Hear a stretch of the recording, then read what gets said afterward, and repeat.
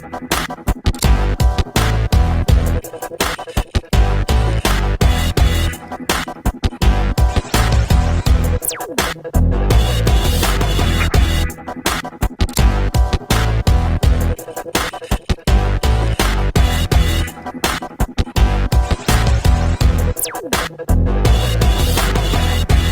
tarde a todos. Tá? Só para a gente fazer um quiz rápido aqui, quem já ouviu falar sobre Threat Intel? Alguém já ouviu falar, já atuou com isso, já trabalhou? Show de bola. É uma área bastante nova, tá? Assim, se a gente for procurar livros na Amazon, bibliotecas, assim, livrarias, você vai encontrar no máximo coisa de 2 anos para cá. Apesar do termo já ter sido cunhado antes disso, a gente tem aí um registro do MITRE de 2012, mas, na prática, a gente só tem material acadêmico de 2 anos para cá. É difícil encontrar alguma coisa anterior. Tá? Então, a definição. Sobretudo, Threat Intel é a gente olhar para fora da empresa. A gente olha muito para dentro, a gente tem equipamentos de monitoramento, SSL Strip para ver a comunicação, mesmo que é criptografada do usuário, só que para fora muitas vezes a gente não olha, e muitas vezes é do lado de fora que está o perigo, onde é que está o risco. Então, a definição, essencialmente, é exatamente essa questão do o processo, o resultado na busca por, no caso, bad actors, né, como a gente chama, que são aí os adversários. Então, a definição de ameaça, para ser realmente uma ameaça, você vai ter que ter a intenção, a oportunidade e a capacidade de causar dano à sua empresa, de causar dano a você como usuário. Intenção. A gente, quando vai falar de intenção, a gente vai saber qual é a motivação daquele ataque. De repente, é um script kid que pegou ali um malwarezinho na mão e começou a brincar, e de repente o teu IP foi o primeiro que ele bateu. É uma coisa totalmente isolada.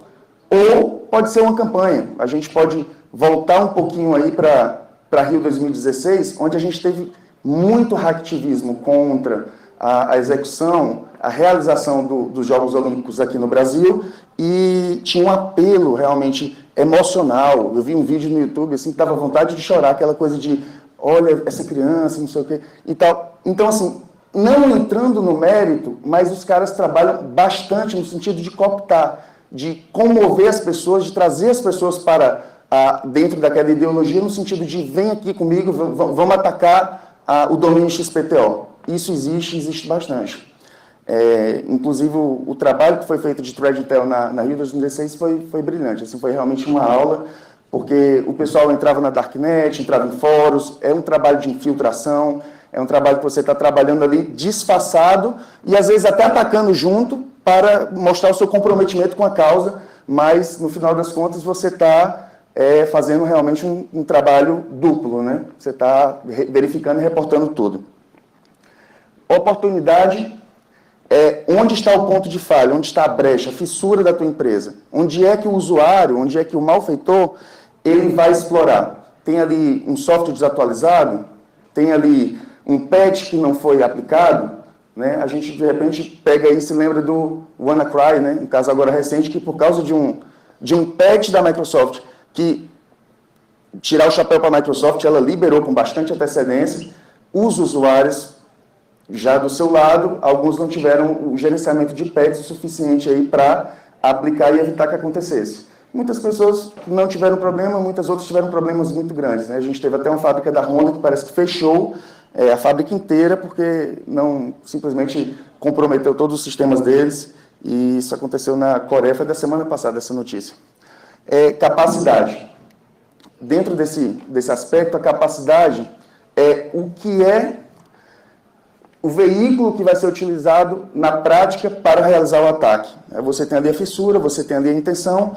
O que é que vai ser o veículo? Vai ser um malware? Vai ser um script que está rodando dentro da empresa, que de repente já tem ali um command control? Então, vai ser o mecanismo que vai ser utilizado para explorar. Certo? A gente tem aqui um gráfico bacana, que está mostrando exatamente os 3 fatores e a interseção entre eles.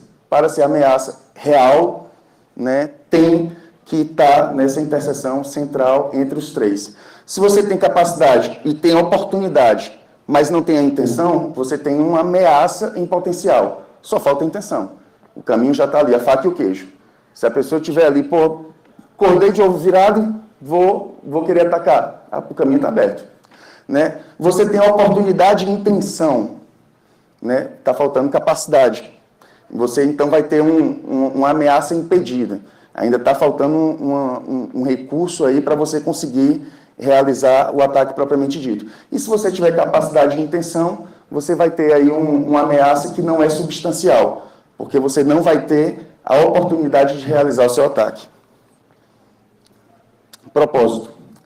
O propósito de Threat Intel, para quem não já conheceu o termo, para quem não chegou a atuar com isso, é exatamente levar para a organização um conhecimento muito mais granular do que muitas vezes as ferramentas entregam.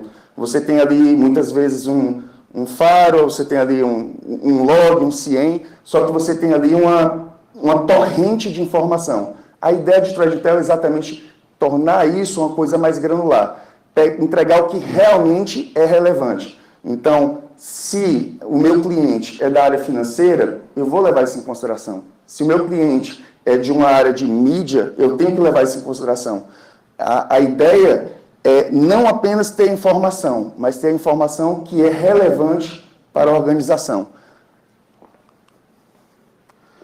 Alguém lembra dessa frase? Qual foi o personagem que falou essa frase? Quem falou primeiro? Quem falou primeiro? O nome do personagem? Tyrion Lannister. Vamos já entregar aqui, então. Primeiro desafio, pode vir pegar aqui, tá? Por que isso é relevante? Está aqui o Tyrion. Você pode dizer assim, mas o que é que tem a ver? Tem tudo. Né? Você vê que na trama, se alguém acompanhou, é exatamente uma resolução de conflitos com o conhecimento que ele tinha. Então, Threat Intel é, sobretudo, você saber o que está acontecendo. Se você não sabe o que está acontecendo, se você não sabe o que está acontecendo, você vai ter pouco a agregar na parte de Threat Intel. Então, é um trabalho que exige você estar fazendo um acompanhamento constante de feeds. Feeds gratuitos, feeds pagos. A gente tem algumas soluções que custam mais de $250 mil. A gente estava fazendo uma cotação agora. Então, o que acontece? Quando a gente fala de soluções alternativas, soluções como Nessus, Nexpose, que faz um trabalho diferente, ele pode até ser mais barato, porque ele executa uma determinada função. Mas um Threat Intel, para ser eficiente, você precisa estar recebendo informações muitas vezes privilegiadas. Então, são soluções que muitas vezes vão ser caras. O Robert Lee, que é instrutor da SANS, ele falou essa frase aqui, que eu vi isso em um vídeo do YouTube, eu não vou anotar isso aqui porque eu achei pertinente e ao mesmo tempo muito bacana. O que é que acontece? Coleta e normalização dos dados representa 90% do esforço que você tem que ter. Por quê? Porque o resto é fácil. Então, se você tem os dados e eles estão normalizados, a gente já está falando, quando a gente fala de normalização, a gente está falando de onde aconteceu, por que aconteceu, quando eles já estão classificados, assim, estruturalmente, e com o máximo de informações possíveis. Você fazer um trabalho em cima de um dado que já está trabalhado dessa forma é muito mais fácil. Ok? E aí, depois do Tyrion Lannister, a gente tem outro personagem, né? Sun Tzu. Com uma mensagem do livro Arte da Guerra, onde ele fala basicamente, se você conhece você, se você conhece o seu inimigo, você não vai ser derrotado. Essa coisa do 100% não existe, né? Na área de segurança não existe nenhuma solução 100%. Mas cada camada a mais de segurança que você adiciona, você está ganhando com isso. Tá?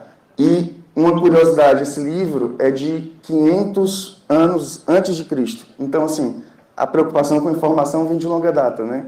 A gente talvez é que tenha ignorado isso durante algum tempo. Beleza, a gente já sabe que informação, conhecimento é a parte mais importante. E agora? Padronização. No começo, as pessoas já estavam fazendo um trabalho de Threat Intel, só que cada um meio que fazia de um jeito.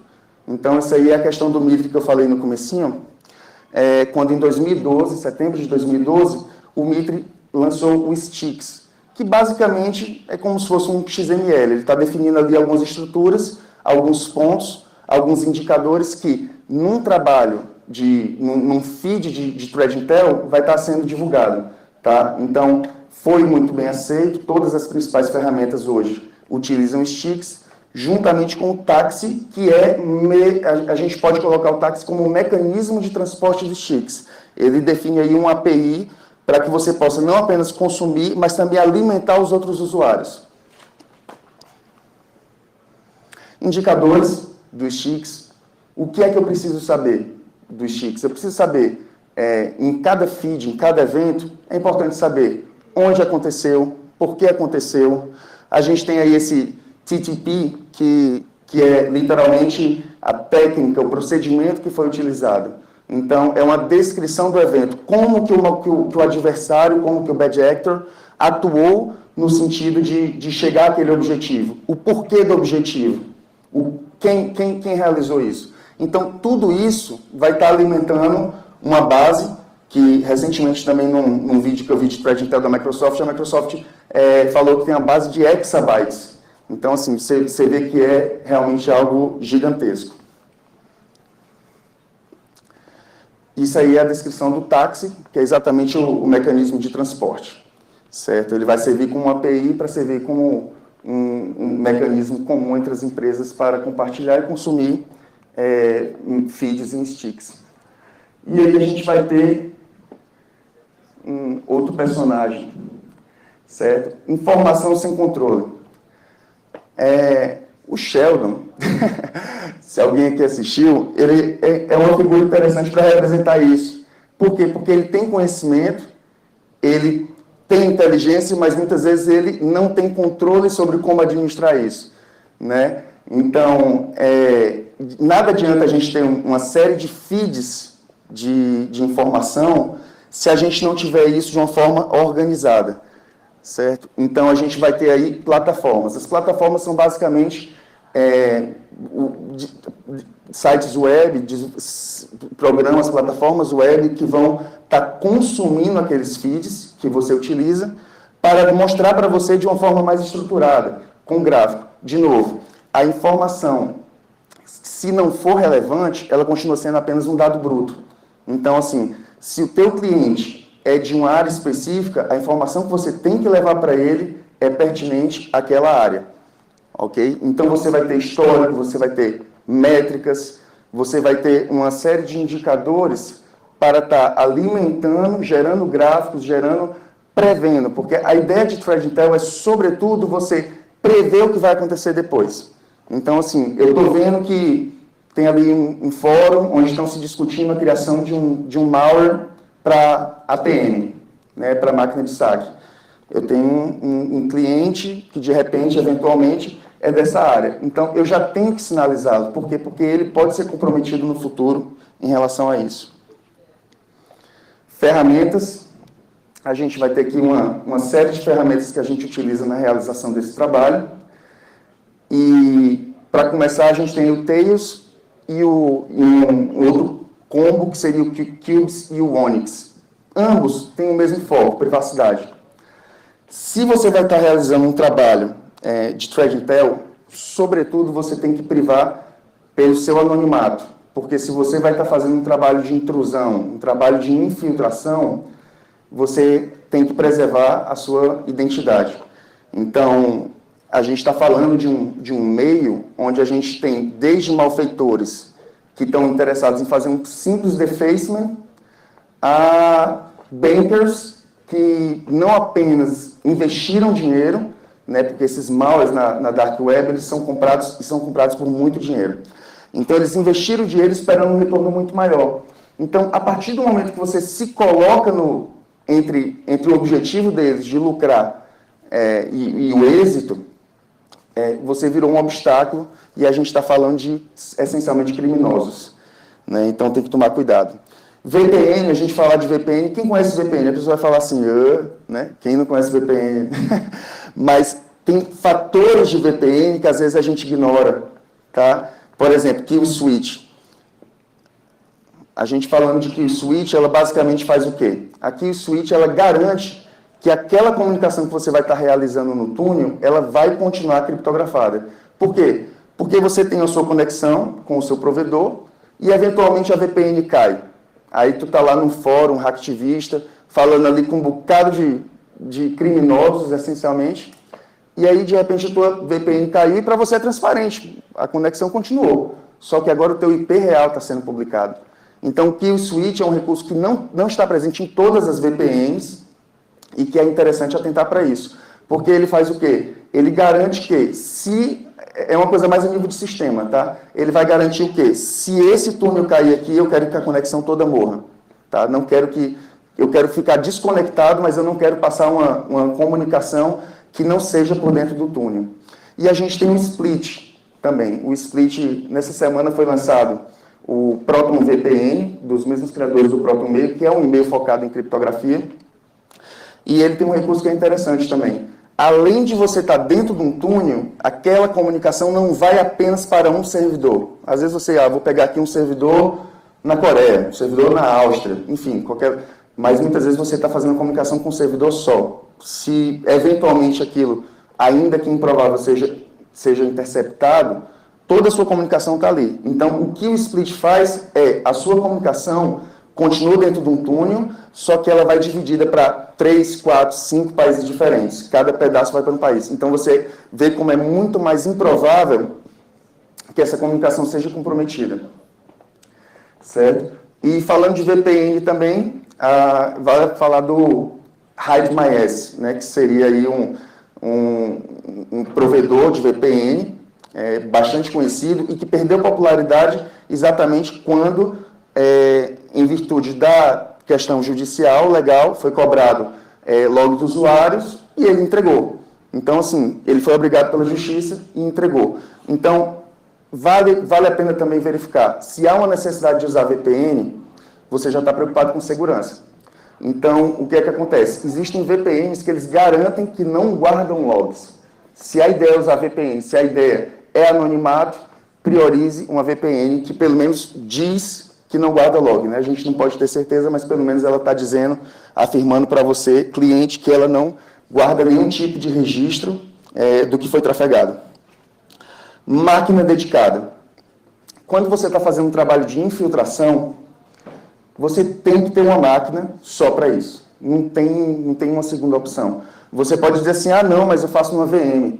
Já foi demonstrado em algumas experiências exploits que executavam comandos remotos da VM para o host. Então, por mais que tu tivesse com uma VM com um Linux instalado, com um FreeBSD, qualquer sistema, o cara conseguia executar um comando no teu host, fosse Linux, fosse Windows, então ele poderia comprometer a tua máquina de uma forma ou de outra.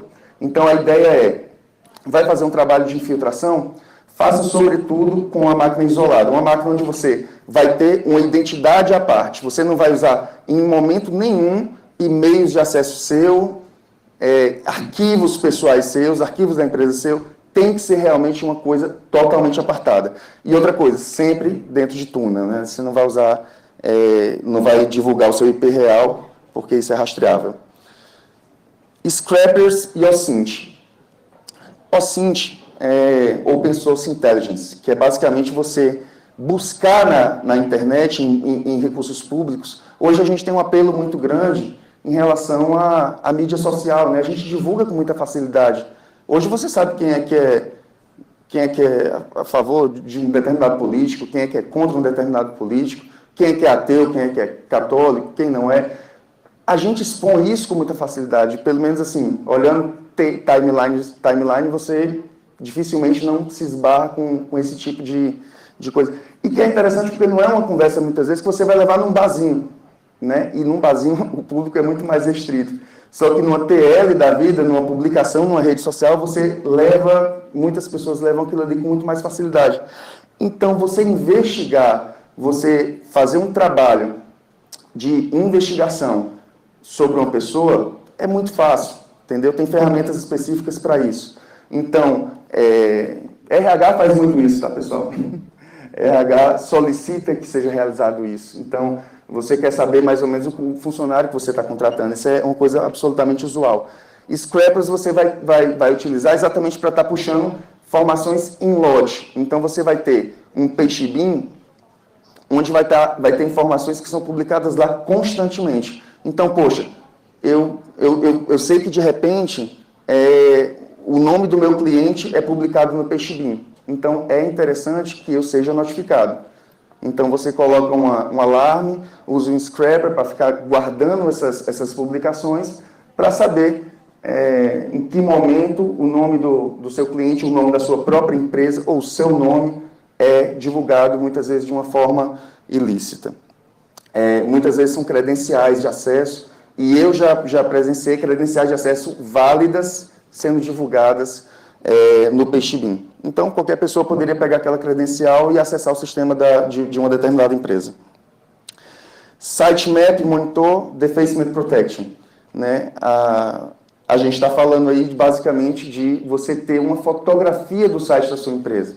A partir do momento, não apenas da sua, mas da empresa que seja de interesse, a partir do momento que o site é comprometido, nem sempre é um defacement, nem sempre é uma coisa visual.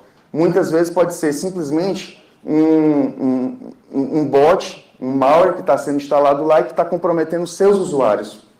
Ok? Então, isso é muito fácil de detectar, no caso um defacement, mas e um bot, e um malware que está instalado?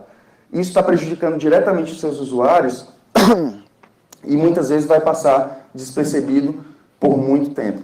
Então, você ter um programa que monitore, que gere um hash para saber que os arquivos do site não foram modificados, você tem um Deface Protection.